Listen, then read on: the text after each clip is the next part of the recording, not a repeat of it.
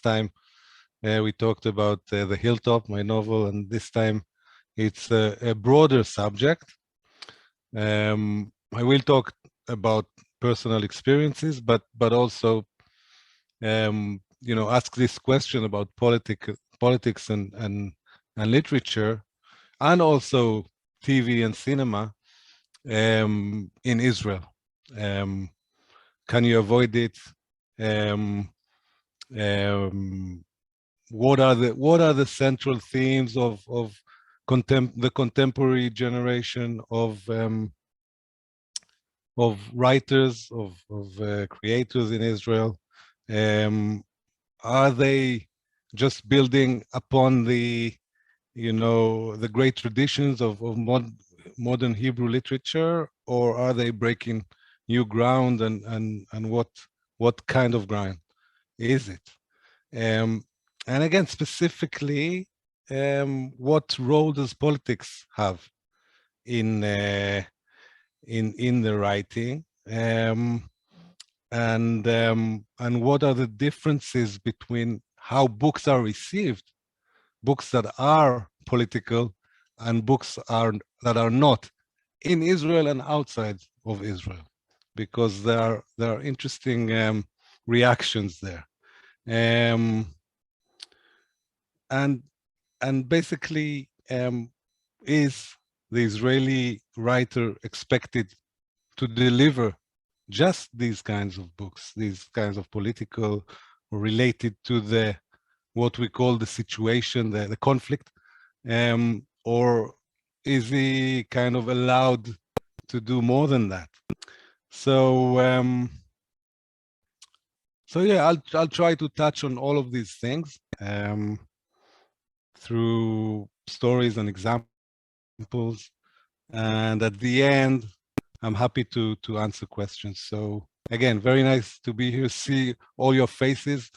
I'm not going to browse through all the pages of all the squares here, but I'll let Zoom do its rotation.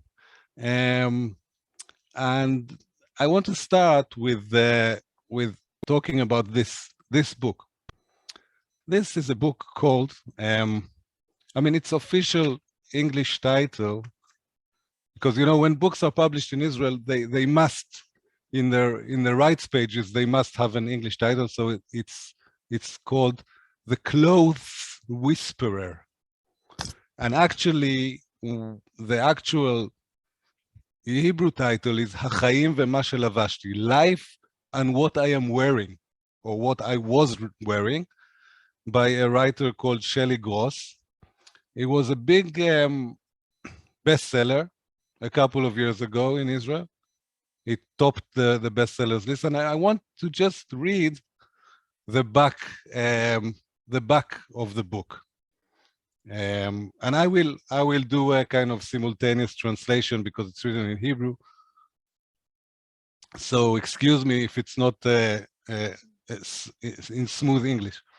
So it goes like this: Libi Granot Banai is about to get what she dreamt of. Another moment, and she will close the gap between her and her successful friends, and will be appointed as the editor of the fashion magazine She. But exactly then, while she is surrounded with a cloud of heavy perfume and armed in designer clothing, into her life comes Tali, her biggest enemy, and changes everything. In one moment, Libby needs to deal with a new world which is cruel and designed. Libby is, by the way, married and a mother to two, and a fashion editor who needs to color her roots. Life and What I Was Wearing is a wonderful and funny novel full of clever and charming moments. The perfect book for anyone who left the office to buy coffee and came back with a jacket for anyone who discovered that you can step into happiness, and to any woman who knows that there is no such thing as too many striped shirts. And there's a striped shirt on the cover. And the reason I read this to you is that I think it answers the question, can you avoid politics? I mean, I can now walk away and tell you, yes, you can.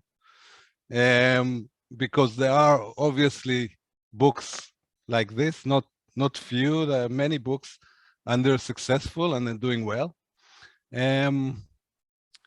But the question, of course, is different, and it would be too easy to avoid it in this way. And you only need to change the question a little bit. Does Hebrew Israeli contemporary literature need to avoid politics, or is serious Israeli literature can or has to avoid or not avoid politics? And there are more questions leading from that, which is what does literature, what does dealing with politics actually do to literature, and vice versa? What can literature give or influence the politics, if at all? And also, how do we define politics? I mean, if we write about our lives here in Israel, and our lives are impossible to avoid politics, so where does it leave us? So, as an Israeli author who has written books that some of them have been dealing with the politics of the conflict and of the region, and some have not. I want to talk about the story that happened to me about a book that I published, and this book was published in English. In America, it was titled Almost Dead. In England, it was titled CrocAttack. It's the same book. By the way, I think in other countries also CrocAttack. In France, for example, in Greece, for example, but it's the same book. In Hebrew, it was called Tanin Pigua. And I wrote it after a book that was very successful in Israel. It was called Moving. It was about Israeli movers in the United States. Maybe some of you have encountered the phenomenon, although I hear that it's not so common now as it was in the 90s and early 2000s. And that was, a fun book about three Israelis traveling in America, getting into trouble with the Russian mafia, nothing to do with the Israeli politics. And it was a bestseller, and it did well, and it got great reviews, and everyone was very happy.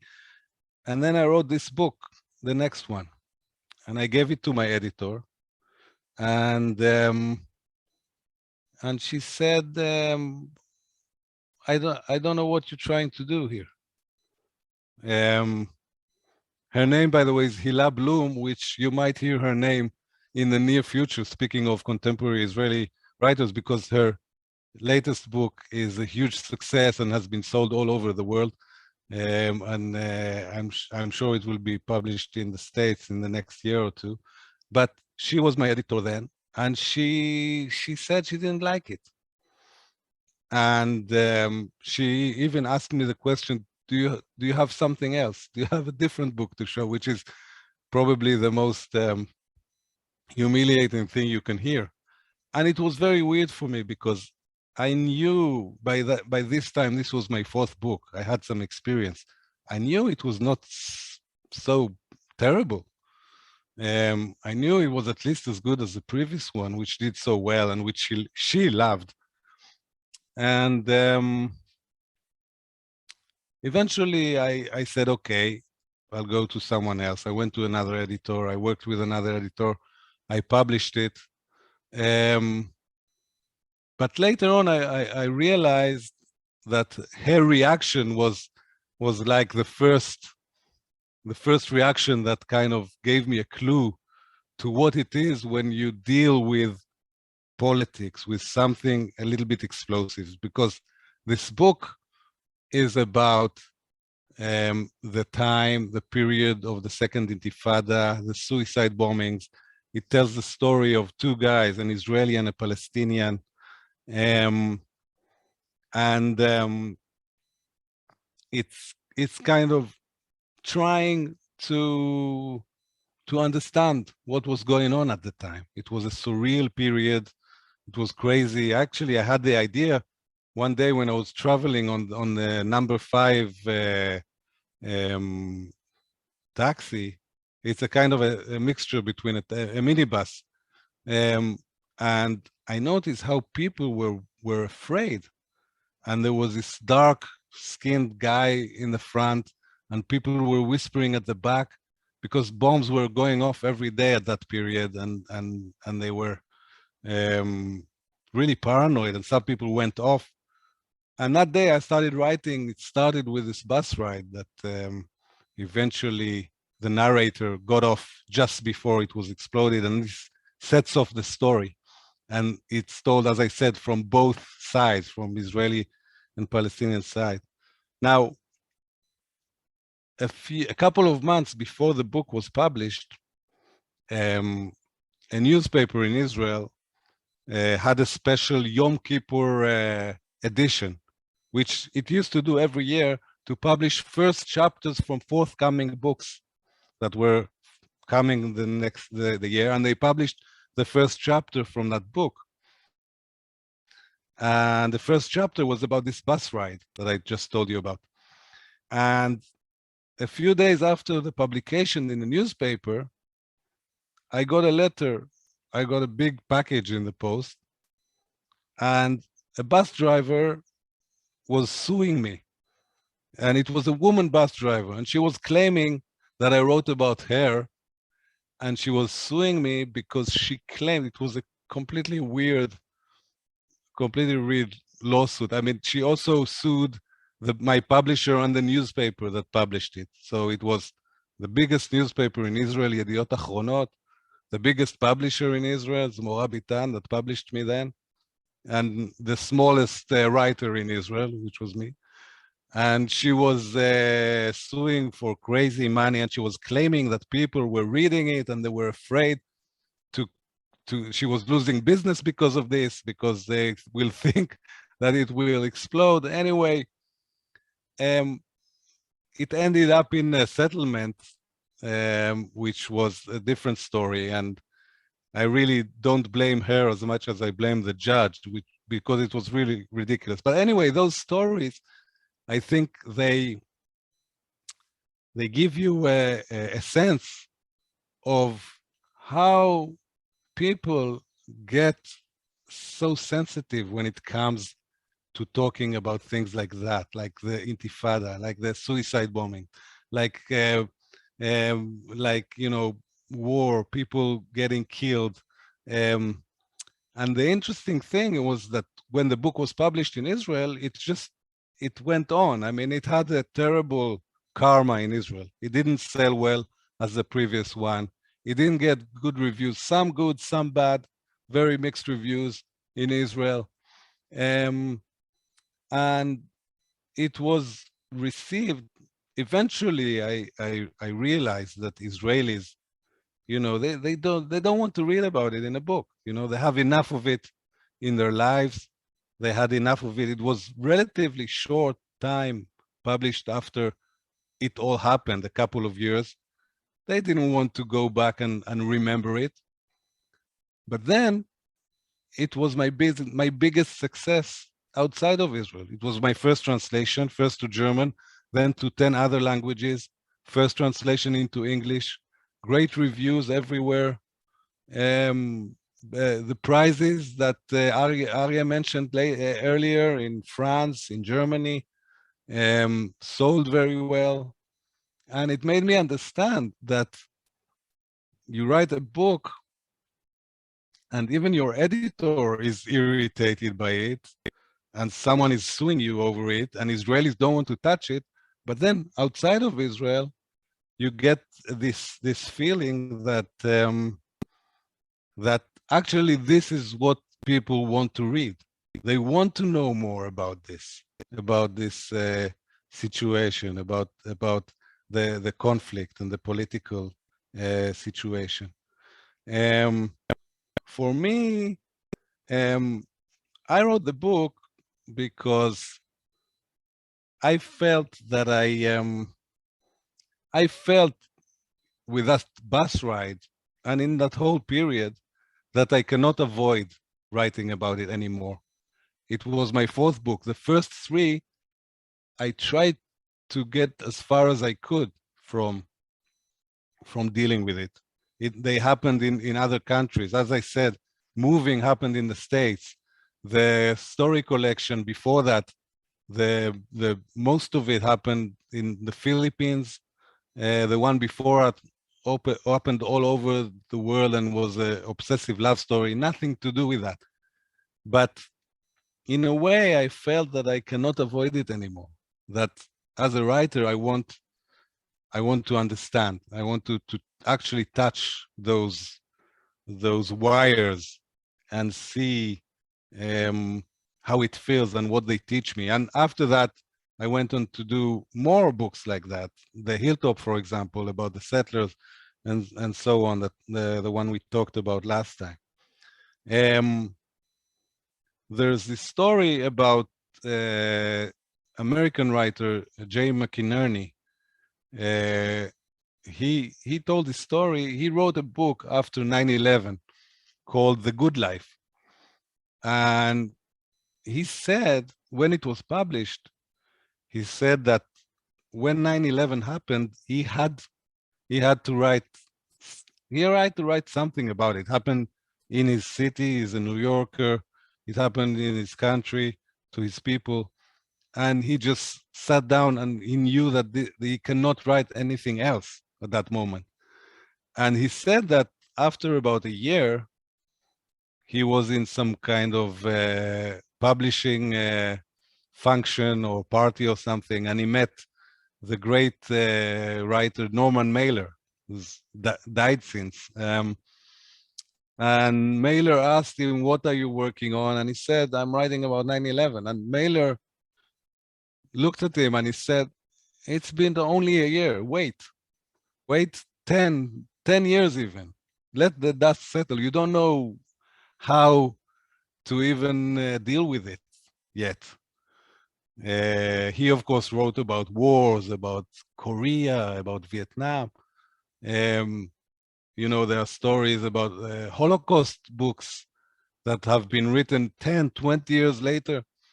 But McInerney said in that article, it was an article in the newspaper, he said, I could not wait 10 years. I had to write it straight away. And I felt the same thing with that book about the Second Intifada. You know, this crazy thing was going on in my city, in my country, and I needed to write about it. But what did I learn from this story, and especially from this difference between the reaction in Israel, which was so negative, and the reaction abroad, which was so positive? First of all, is what I said before, that Israelis are less interested to read about the political issues and about the painful lives that we've been through during the years. They have enough of it in the news and in life, and then when they read a book, they want to actually run away from that and read about, I don't know, Sweden or America, or if it's Israeli, then not about this.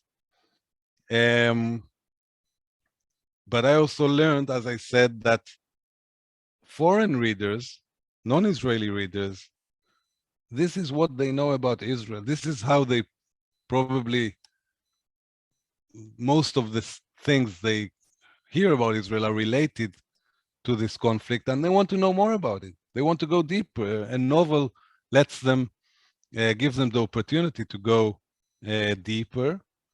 And this is what they want to do. And personally, I learned that I could not avoid it, as I said, and I needed to write it exactly like the characters in that book, who were actually two young guys, an Israeli and a Palestinian, who also tried to just get on with their lives, but the reality kind of crushed on them, and then they had to deal with it. So in the Israeli publishing industry, there are people who are really unhappy about this situation. I'll give you, for example, Meir Shalev, who's a great, one of the most successful living Israeli writers. He wrote huge bestsellers here in Israel. He was translated to English. Some of you may know him. But he never succeeded as much as Amos Oz or Grossman or Aleph Bet Yoshua outside of Israel. And the reason is probably that most of his books deal with very Israeli topics, like life, agricultural lives in villages, in the north of Israel, family stories, love stories, but in different periods over the years, but less so dealing, with the actual conflict. And I read once an interview with him that's saying, that it really enraged him that it's as if someone is demanding Israeli writers to write only about politics. Like the conflict is our only claim to fame. We are like a one-trick pony. And he said, what if I don't want to write about it? What if I want to write about love and history and family? Then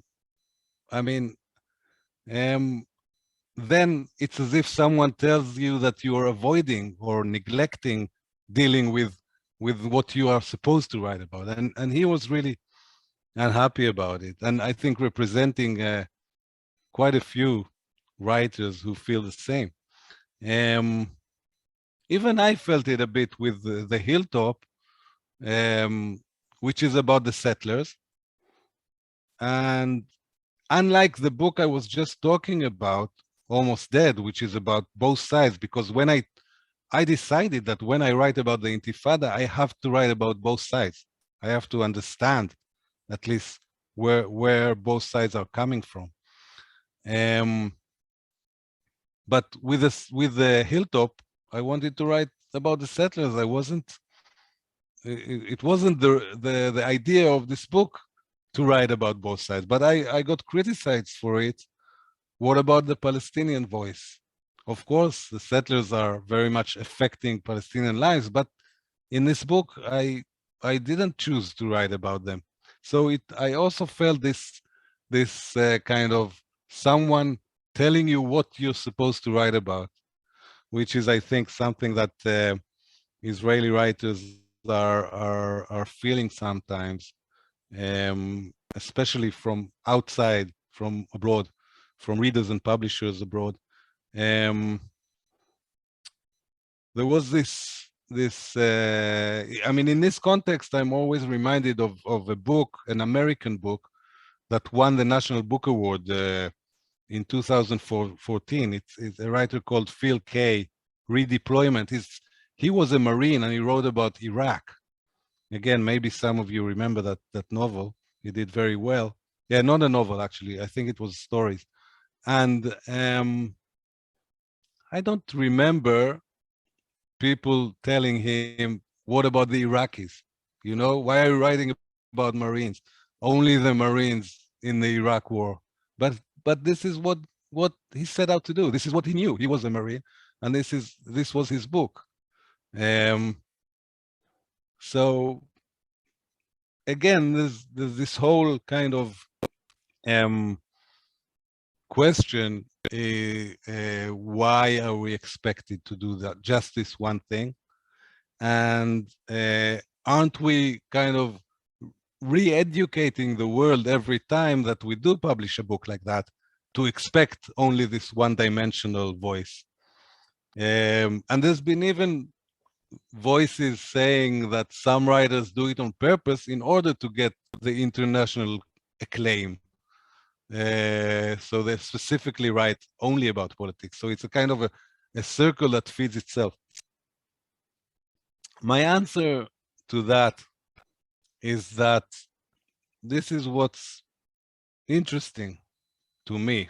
For me, the conflict and the life here and the life this situation brings is fascinating. It's my country, it's my life. It affects my life. For example, what settlers decide to do affects me in Tel Aviv or whenever I go abroad. Our fucked up reality is basically a heaven for storytellers. Of course, you can write about everything, but for me, how could you let go of such a treasure of material that is lying on your doorstep? So for me, it's not an issue, and it's just a wild reality for me that is begging to be written about. There are, of course, many Israelis, and that example of Almost Dead and the reactions I got exemplifies it. For them, this fucked up reality that I talked about is too close, too immediate, too scary, too hard, too real in order to use it in fiction. So I can understand it. But for others, there couldn't be a better subject. It's full of complexities, it's full of absurdities, it's full of passion, and it's full of emotion, which is what we like to read about always, and write about. To define them as an opportunistic storytelling just in order to get attention is, I think, to miss the depth and the why, you know, the cleverness that you find in many of these creations. And if I'll give examples from, if I'll jump to the cinema world, so for example, there's Waltz with Bashir, which was a movie from 2012, an animation about the Lebanon War, a kind of a documentary animation. It was nominated for an Academy Award as a foreign film. It was just a breathtaking visual and sound experience. And another example is another film that was nominated for an Oscar, which was Buch Fur, again about Lebanon, again about soldiers in Lebanon. And it was, again, a beautiful, disturbing, minimalist creation. So I think it's too easy to just say it's opportunism, or that we are trying to dance only to the demands of what people ask us to write about or to make movies about. I'll talk a little bit about the previous generation, and then I'll jump into other examples from the current, the contemporary scene. Apart from me, which I think I talked enough about myself. So the previous, I mentioned Oz and Grossman and Yoshua. I'll give one example of each one. Novels that were very much related to the conflict. A.B. Yoshua, The Lover, is a great book about the Yom Kippur War, about a guy that goes missing in the war. To the End of the Earth is a book by David Grossman about Lebanon, about a woman fearing the death of her son in Lebanon. Obviously, he published it a short time after his own son was killed, so that was obviously personally and also nationally, and I think everywhere, a very sad and dramatic story. Amos Oz had many books. For example, Black Box, which is a novel of letters that relate to or are affected by, I would say, the Yom Kippur War also. And the Hill of Evil Counsel is about the mandate, about the last years of the mandate and the fight of the Jews in Israel to get independence. So for them, this situation was always part of life and was always part of literature. I think in the current generation, now I'm jumping back to the present, is less convinced about it. I mean, I talked about myself and I explained why I do deal with this stuff, but I think that many writers at present do not go into it. Actually, in the cinema and in TV, there is more politics. Although again, the films that are more successful in Israel are those that are not political, the comedies. And for example, Zero Motivation is a movie about female soldiers, which is supposedly political, but it's not at all. I mean, it's a comedy, it's funny. It was a huge success here in Israel. But outside of Israel, the other examples that I gave, the Oscar nominations of Buch Fur and Bashir, did better. And actually, the next movies by the same directors were not political. I want to talk about Fuda for a moment, because you cannot avoid Fuda when you talk about Israeli creativity. And actually, this is also a very good example, because you can compare Fuda to the next series made by the same creators for Netflix, because Fuda was about the conflict, and the next series, Hit and Run, which was released last year, was not. So it's actually interesting to make the comparison there. And Fuda is a thriller. I'm quite sure you know what I'm talking about and probably watched it. Is a thriller, but it's very much inside the conflict. It explains the conflict. It shows how the Israelis are dealing with it, and how the Palestinians are dealing with it. It tells a lot of details, some of them true, some of them less true, but it's very much a conflict series, and it was a huge success all over the world, in the US as well, everywhere. And the next one is the same creators, the same genre, the same Netflix, and it's not about the conflict, and it did very poorly.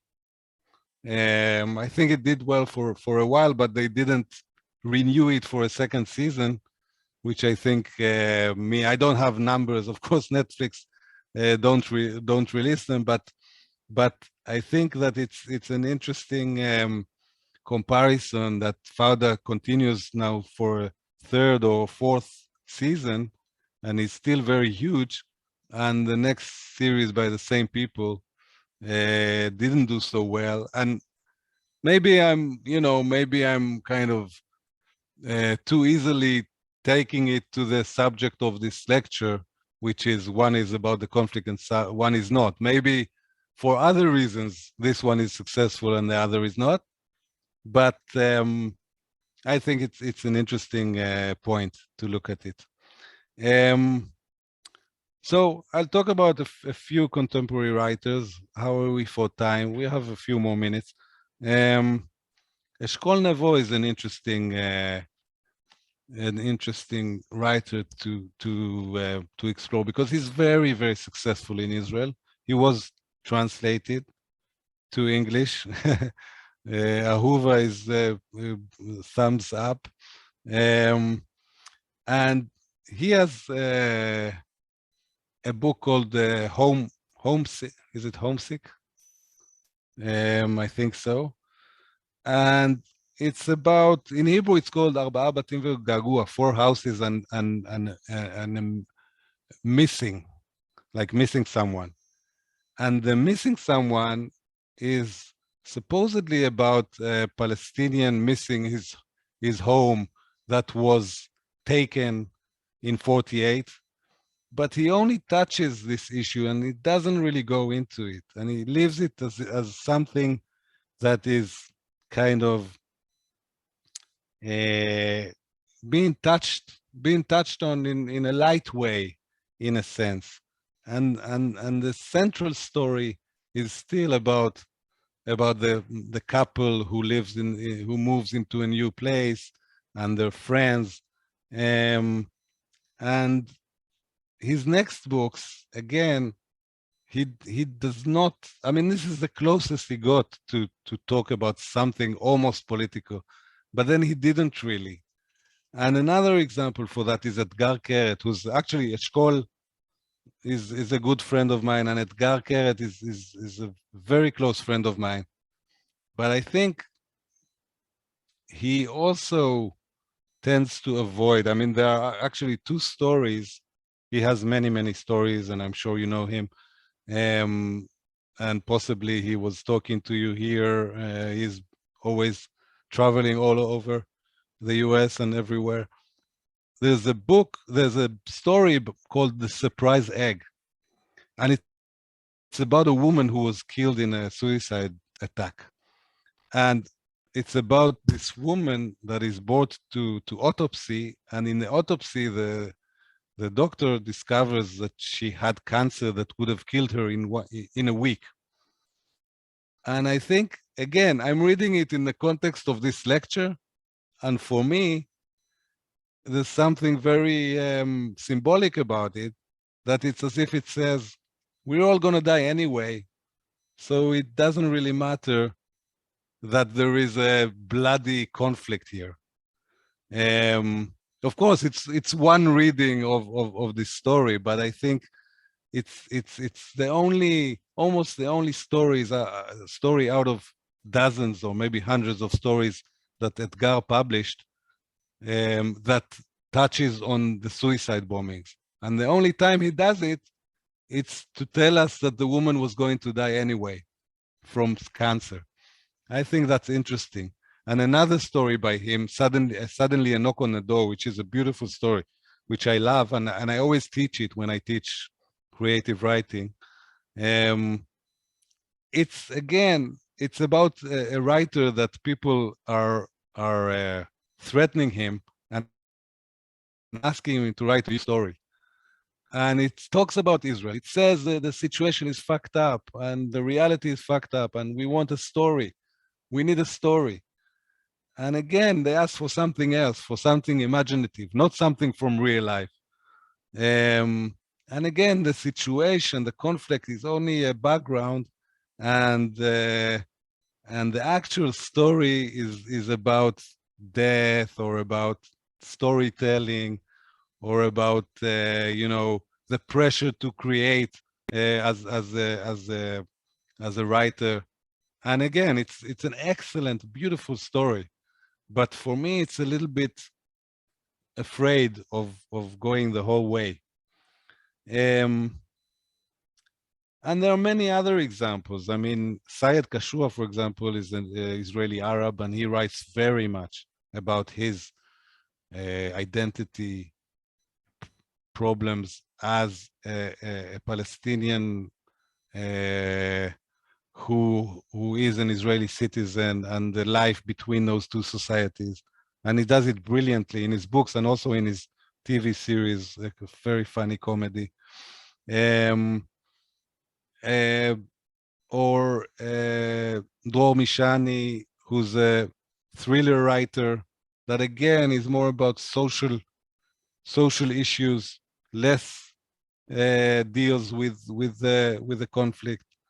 Dorit Rabinian, I'll mention 3 more names, female names, for a change, because actually I didn't so far. So Dorit Rabinian has a book called All the Rivers.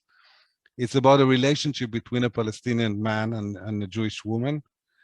And again, it was initially in Israel, it was received quite coldly, but this changed when a controversy erupted when the then education minister, which was Naftali Bennett, currently the prime minister, decided to pull it out, or not him maybe personally, but the education ministry decided to pull it out of the recommended books for students, for high schoolers, and because it was about this relationship between a Palestinian and a Jewish woman, and suddenly it became a controversy, and then it shot into #1 in the bestseller list. So again, she was very much dealing with this situation, but no one, or not no one, but it was kind of pushed aside until it became a news story, and then became really huge, and also did very well abroad, also in the US and in Germany and all over. And Shani Boyanju is another name. She published 1 book, again, did very well in English. The People of Forever Are Not Afraid. It's about her experience. Most is stories, but most of them, or related stories, kind of novelized stories about her experience as a woman soldier. Did quite well in the States, was only then published in Israel, and really didn't do anything. And the last example is relatively fresh and an interesting one. A woman writer called Ayelet Gundar Goshen, a young Israeli who published already, I think, 5 or 6 books. At least 3 or 4 of them have been translated to English and many other languages. And she's doing something interesting in the context that we are speaking about. She is talking about sensitive issues, politically sensitive issues, but not Israeli ones. She's talking about more global ones, like immigration, or racism, or Me Too. Her book To Wake a Lion is about an immigrant in Israel, of course, but it's a global, the questions of immigrants and refugees is global, as you know. The current one is about racism, actually about Israelis in California, in Stanford University, and their relations with blacks. So she's kind of, on the one hand, not afraid to dirty her hands in political issues, but those issues are not the Israeli ones, they're the global ones. Her book, The Liar, was about a kind of a sexual harassment, kind of a Me Too situation. Again, not a delicate issue, but not an Israeli one. So I'll, just before I finish, I'll mention nonfiction, because if you talk about Israeli literature, contemporary Israeli literature, nonfiction is also part of it. And I think nonfiction is interesting to mention because that's where writers do express their political opinions. Again, the three big ones in the past, Oz and Grossman and Yoshua. And then the current ones, I mentioned Edgar Keret. He published actually a book of kind of a memoir type book with political pieces that was not published in Hebrew, only outside of Israel, first in the States, I think, and then in many other languages. So it's interesting to see that when he does talk about politics, he does it only outside. And I mean, it's unfair because he does publish political opinions in newspapers in Israel, but this book was not published in Hebrew. It's called 7 Bad Years, and I will add these titles to Arya's list, and he will send you if you want to look it up later, because I know I'm throwing lots of names and lots of titles. So we'll try to do a kind of organized list later.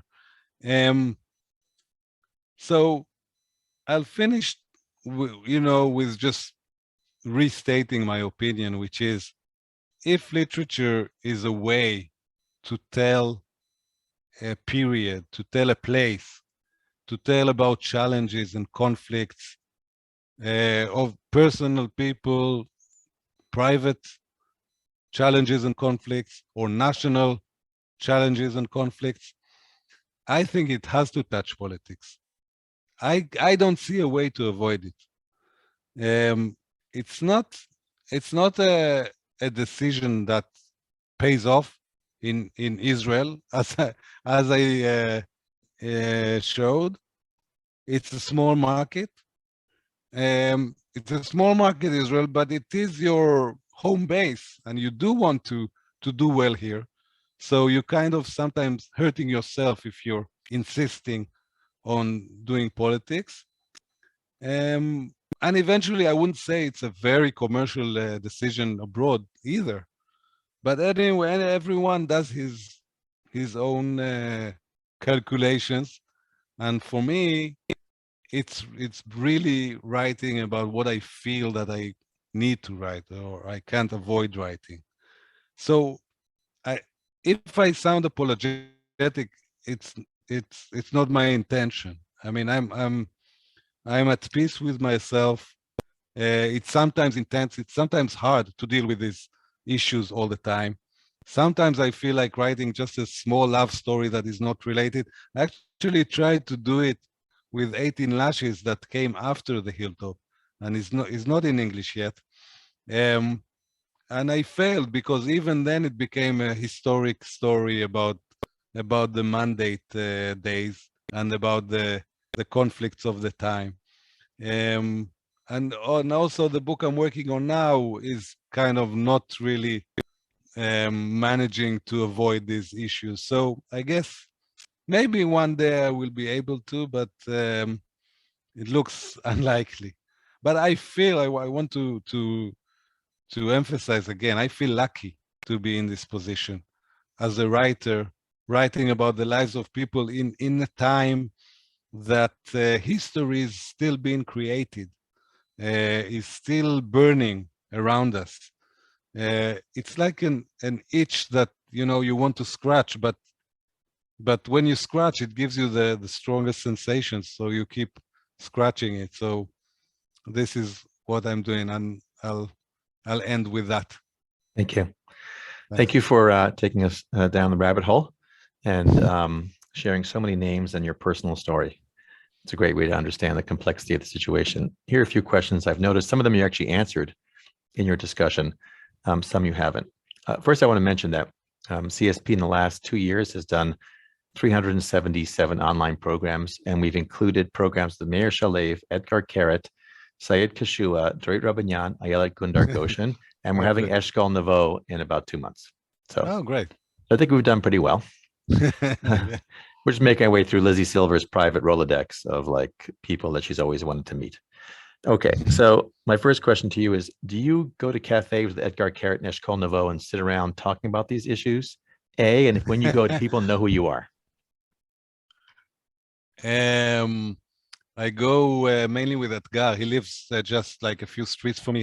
He's actually just come back last week from I think 6 months in Berlin with his family. I haven't met him since they returned last week, but we will soon. We usually go to a hummus in Basel Street called Ronen's Hummus.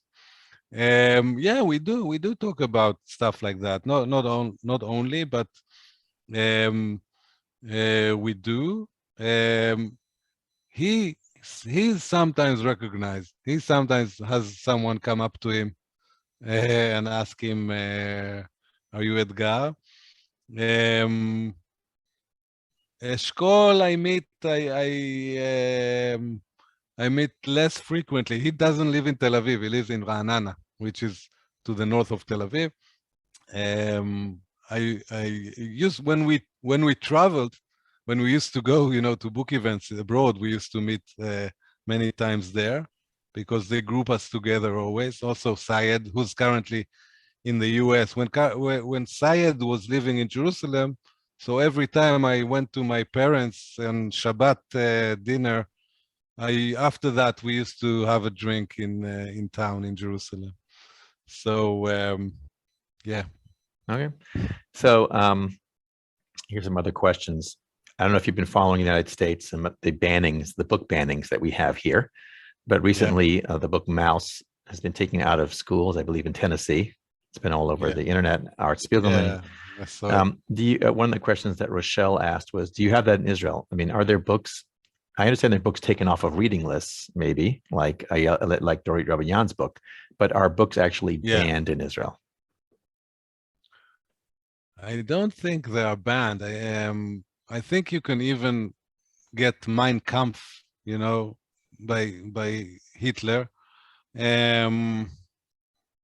But yeah, I heard about the mouse story, which is the most ridiculous story you can imagine. Welcome to America. But there are other things that people don't talk about. It's less in literature, I think. But there was now there's the latest furor is a documentary called Tantura, which is about a massacre in '48 that was probably done by IDF of citizens in a small village by the sea. And it's a very fascinating documentary if you get a chance to watch it. I just watched it 2 days ago. So you do have this. It's usually based or revolves around Palestinians and what has been done to them. These are the things that are hidden or at least dusted out of the way. Right. Well, the book, I should be clear. The book's not banned. It was just taken off a curriculum here in the United States, and I believe maybe removed from libraries. And so the question is, in Israel, do you have? I mean, Dorit Mishani's book is one example. Is that a common phenomenon or uncommon? No, it's uncommon. And even Dorit's book, it just, as I said, it did him good. It brought more attention to it. And anyone could really, so it's not on the list recommended by the Ministry of Education for high schoolers to read for their, literature final exam. Anyone can read it. It's not really banned or anything like that. Do you, why are your books so popular in Germany? Well, first of all, Germany is usually the first language, German, the first language Israeli books are translated into. There are two reasons. One is not related to Israel, is that Germans are statistically, they publish the most translated books. I mean, outside of, from the 100% of books that are published in Germany every year, close to 50% are translated. So they are generally open and interested. In English, which is both American, both US and UK, it's about 3%. So the difference is striking. It's amazing. Of course, English is a more dominant language, and so on, but I think it tells a lot. So Germans in general are more interested in translation, and then you have the specific interest in Israel because of history, because of a way of maybe compensating or helping or being interested, in how we're doing. So that's the general questions about translation in general and reading Israelis specifically. And as to myself, I don't know. I think they like the humor. It kind of took off first with this book that I talked about, Almost Dead, and then with I already, I think, published 5 books in German, which is I did only 2 in English, 4 in Italian, I think, 3 of my books in Dutch, but the Germans are most interested. Also, it's a very healthy publishing culture there. They love reading books. They're interested. Right. A question about things that we're watching here, and again, going back to Israel. So Fuda, as you mentioned, is very popular here. Is Fuda not watched in Israel? It is. Is it not? Is it very popular? It is popular. Yeah, okay. It is popular. And so there is a show called Autonomies, which you'd heard about. I don't know if it's in English yet, but apparently that didn't do too well in Israel. Have you seen that series? I have seen it. Actually, it's made by a friend called Ori Elon, who's also one of the creators of Shtisel. Actually, both the creators of Autonomies are the creators of Shtisel, which I loved. And it's more about religious. Shtisel is obviously about contemporary Haredi life in Jerusalem. And Autonomies is a more futuristic take on a possible separated Haredi state, when the Haredis are separated from the seculars. It's a kind of a futuristic exploration. It's interesting stuff, and they are both very talented guys. Have you talked, well, in the material about you, it says your books have been optioned for television and movies. Have any of them been made into successful TV shows or movies? And if no, why not? Because it's not yet. It's a cruel word. You have I've read so many scripts, and there's been so many. Some of them. Moving was the one that had the most interest. I mean, it went over years through 4 or 5 different directors, producers. I read so many scripts. The reason why it's much harder is that it costs a lot of money. You need millions sometimes to reach the production level, and it somehow always fell in the line, in the last line. But usually they ask me if I want to write the script. I said, no, you do what you know, you do what you understand. I know how to write books, so I continue doing that, and maybe one day it will come together. We'll see. Well, you should know, we call it the CSP bump. After people are on CSP, something good happens to their career. So okay, great. We're all here wishing you success in your next writing endeavor and your music endeavor, and hope to see you something on the big screen, I guess. But I guess for now we're out of time. So please do share that list of your suggested authors that we should know about and read. I will send you an update to the one that I sent you. So hold with sending everyone, and I'll add a few names that I mentioned today and that we talked about. Okay. So everybody, I will share the list from Assaf with you. Thank you, Assaf, for giving us of your time and taking us into the world of Israeli authors and writers and how you write, what you think about. And Yeah, Nevo Eshkol will be with us apparently in about 2 months. Ahuva, get ready. Ahuva, the fan club, I guess the Orange Yeah. County fan club is here. I didn't know He's that. a great guy, very good looking. So, Maybe that's why Ahuva likes him. and he speaks very well, so you'll have a good time, I'm sure. Yeah, what a great, Israel is a great country. Like if I tried to get the 10 top writers on a CSB program, A, they wouldn't come, and B, if they came, it would be, I'd have to have, the Brinks truck. Not that we don't pay Yes. you, by the way, I know, but in Israel, what's amazing is that we have time with great authors like you and Edgar Carrot and Meir Shalev, and you are producing great writing, and we're all enjoying it here. And we have book clubs and we read, and thank you for sharing your experience. Even though they don't read you in Israel, we'll promise we'll read more of you here. No, they do, but with that specific one, they less so. Okay. But I just say it's a real pleasure, and I'm just waiting for this thing to end and actually visit you and see you face to face, like we used to do a couple years ago and in years back. Although this, of course, gives you the opportunity, as you say, for people from 30 countries to join in, which is a great thing. It is. But I wish that we could travel again and see you face to face. We'll see you soon. Maybe some of us will see you in May at the pita shop. Will you meet our group at a pita place and just say hi? Yeah, why not? Oh, yeah, why not?